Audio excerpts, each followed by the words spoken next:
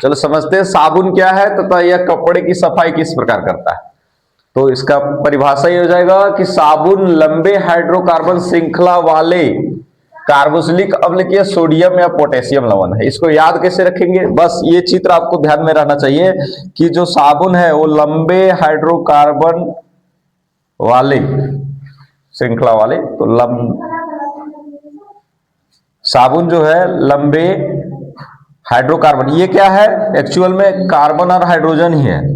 Carbon hydrogen carbon hydrogen मतलब लंबा किस प्रकार से, तो कार्बन 15 होता है, हाइड्रोजन 31 होता है। तो ये एक्चुअल में ये है। इसके जगह पर आप दूसरा भी ले सकते हैं C17H35।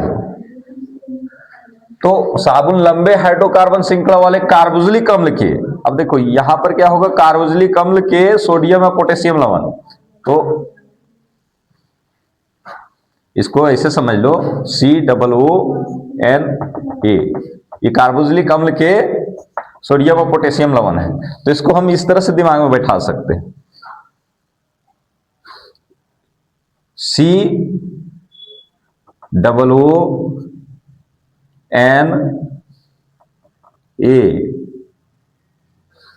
यानी कि ये बना दो ये, तो आदमी का मुंह बन गया। यानी ये मुख सिरा है, ये पूछ सिरा है। इसका पूछ वाला सिरा ये पूछ हो गया, ये मुंह हो गया, है ना। इसका पूछ वाला सिरा जिसको जल विरागी कहते हैं, जल विरागी ये हो गया। ये पूछ वाला सिरा है वो जल विरागी है, और ये है जल रागी। जल विरागी जो होता है वो गंदगी से चिपक जाता है, जल रागी सिरा कहते।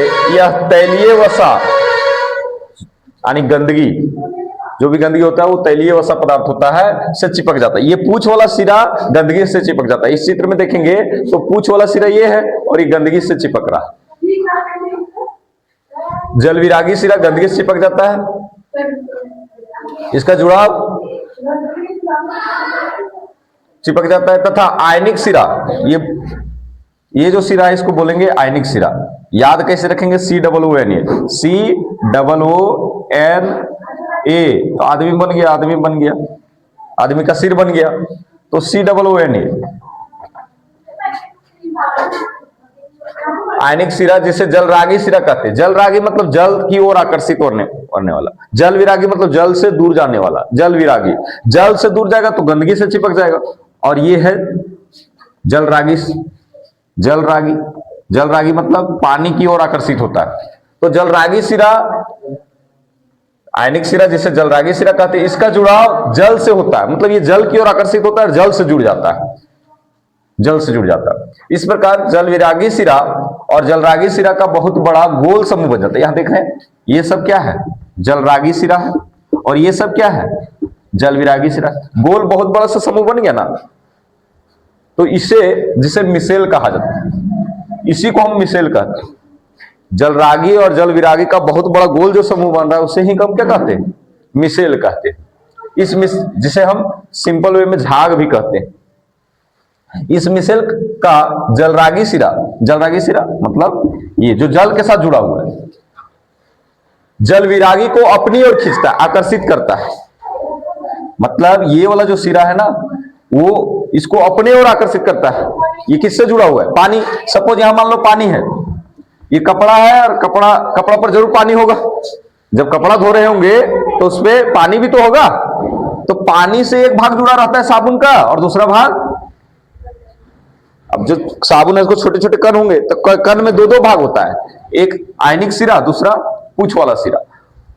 तो पूछ वाला सिरा गंदगी से जुड़ा हुआ है, और बाकी इधर इधर जो पानी है, ये पानी आकर्षित कर रहा है इस सिरा को, मतलब अपनी ओर खींच रहा है।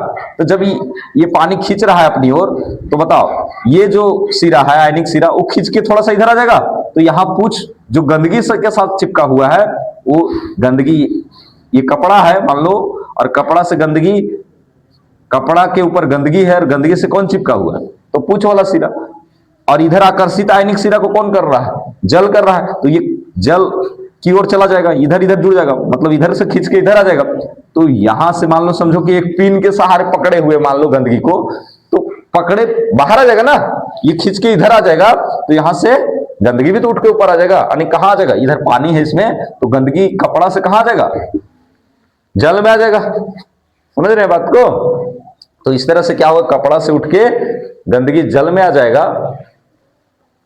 अपनी ओर खींचता है, जिससे गंदगी जल विरागी सिरा के साथ, माने गंदगी ये जल विरागी सिरा है उसके साथ कपड़े से पानी में आ जाता है, पानी में आ जाता है, फिर निकल जाएगा। या तो फिर अगर नहीं निकल रहा है तो थोड़ा सा जैसे ही हम उसको प्रेस करेंगे, है ना, चोट पहुंचाएंगे तो उससे निकल जाएगा और इस तरह से कपड़ा साफ हो जाता है। तो ये पूरा साबुन का फॉर्मूला हुआ, इसमें भी COONA, या सोडियम की जगह आप पोटेशियम भी लगा सकते हैं। अगर पोटेशियम लगाएंगे तो वो हो जाएगा स्नान करने वाला साबुन, और सोडियम लगा रहे हैं तो ये कपड़ा धोने वाला साबुन। तो इस प्रकार से आप देखते हैं कि गंदगी को साफ करता है साबुन।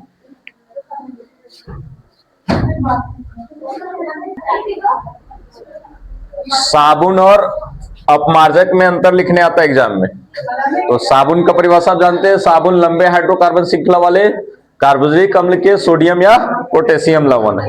इसका फॉर्मूला भी जानते हैं आप लोग, C15H31C11। तो ये जो साबुन है वो कठोर जल के साथ मिश्रण का निर्माण नहीं कर सकता है। कठोर जल मतलब अगर पानी में कैल्शियम या मैग्नीशियम या आयन है तो झाग नहीं उत्पन्न करेगा, मिश्रण उत्पन्न नहीं करेगा। लेकिन जो अपमार्जक होता है वो झाग उत्पन्न करता है। अब पहले अपमार्जक है क्या, तो अपमार्जक लंबे हाइड्रोकार्बन श्रृंखला वाले सेम टू सेम लगभग, आपको ध्यान रखना, कार्बोक्सिलिक अम्ल के अमोनियम या सल्फेट आयन है। यहां पर सोडियम या पोटेशियम लवण था और ये अमोनियम या सल्फेट लवण है, भी लिख सकते हैं, लवण है। यह कठोर जल के साथ मिश्रण का निर्माण करता है, मतलब कठोर जल में भी कपड़े को साफ करने की क्षमता रखता है अपमार्जक से, इससे नहीं। अब हम समझते हैं कार्बन के अप्रूप। कार्बन के 3 अप्रूप, हीरा, ग्रेफाइट और फ्लोरीन। कुछ विशेषता, हीरा जो होता है पारदर्शी होता है, चमकीला होता है, विद्युत का कुचालक भी होता है, मतलब इससे करंट पास नहीं होता है, लेकिन उष्मा का सुचालक है।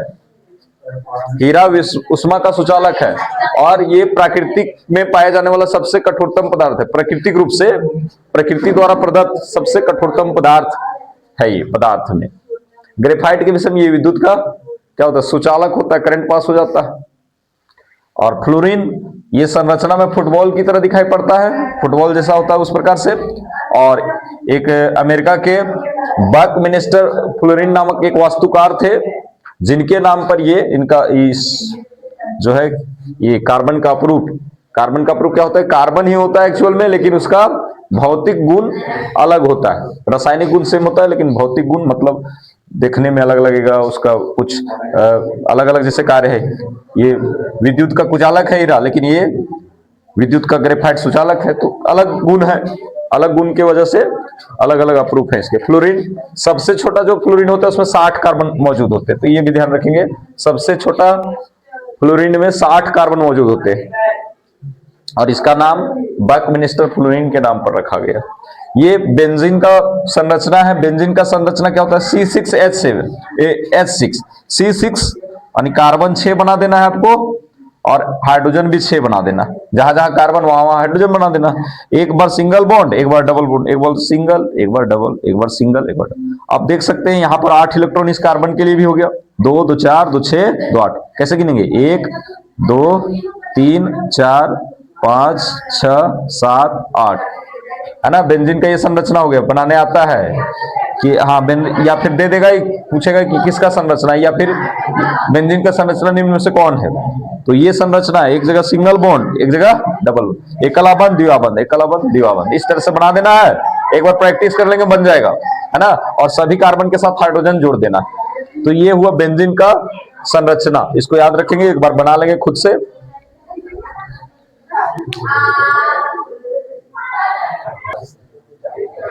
सल्फर अणु का संरचना किस प्रकार से बनाते हैं उसको देखेंगे।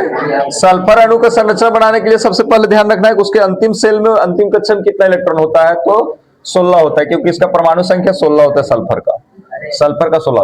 यानी 16 होता है तो अंतिम कक्षा में इलेक्ट्रॉन हो जाएगा कितना, 2 8 10 हो गया और 6 16, यानी 6 हो जाएगा। दो इसको सजाएंगे कैसे, 2 8 6 16 हो गया ना, तो अंतिम में कितना 6 हो गया। तो प्रत्येक सल्फर के पास 6 इलेक्ट्रॉन होगा। इसके पास भी 6 बना दीजिए, इसके पास भी 6 और इसके पास भी 6 बना देना। ध्यान रखेंगे, सामने सामने एक एक बनाएंगे। 6 बन गया,